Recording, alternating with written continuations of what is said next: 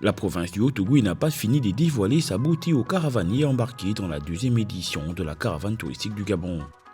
Sur la route de Lékoni, chef-lieu du département des Plateaux, vous ne manquerez pas la rivière Eau Claire de son nom local, Djouélé. Réputé pour la clarté de son eau, le site attire des caravaniers qui ne manquent pas de marquer une escale récréative pour observer les sauts de pont de la jeunesse autochtone et de s'y baigner.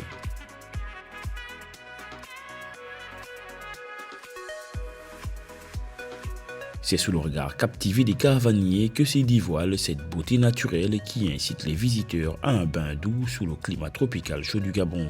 C'est incroyable. Vraiment, en plus, aujourd'hui, on a un beau soleil qui est là. Donc là, juste de plonger, l'eau est à la parfaite température. Et puis, on voit le fond. Elle est claire, elle est limpide. C'est incroyable. C'est très beau à voir. Et voilà, ça nous fait plaisir car on vit en famille. Et voilà, ça fait du bien de se ressourcer. L'ambiance, elle est bonne. C'est parfait. Il n'y a pas meilleur que l'eau claire. Je me sens... comment je peux dire détendu, c'est agréable. C'est agréable. Les jeunes caravaniers, après de longues minutes d'hésitation à succomber à un plongeon dans l'eau claire, finissent par se laisser faire, donnant à la rivière une allure de cours de récréation, le tout sous le regard des maîtres nageurs impliqués dans la caravane. Ça permet aux Gabonais de découvrir ce que c'est que le tourisme et découvrir combien de fois notre Gabon est beau.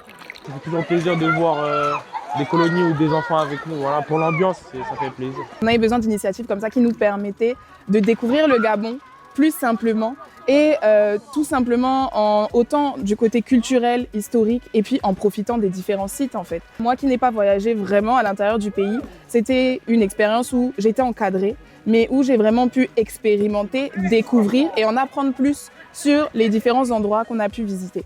Un site récréatif pour les populations qui, au-delà du simple plaisir d'un bain, découvrent et s'approprient le pays. Que ce soit pour les plus petits, pour apprendre à connaître leur pays, ou même pour les plus grands qui n'ont pas eu l'occasion de découvrir certaines provinces, vraiment c'est l'expérience dont on avait besoin en fait, dont on avait besoin pour pouvoir vraiment enrichir le tourisme au Gabon.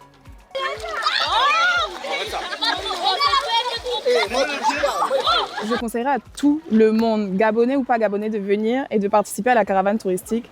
Pour moi en tant que gabonaise, qui avait vraiment envie de découvrir l'intérieur du pays et plus particulièrement le Haut-Ogooué, c'était vraiment une expérience formidable parce qu'on a vraiment l'occasion de voir différents sites.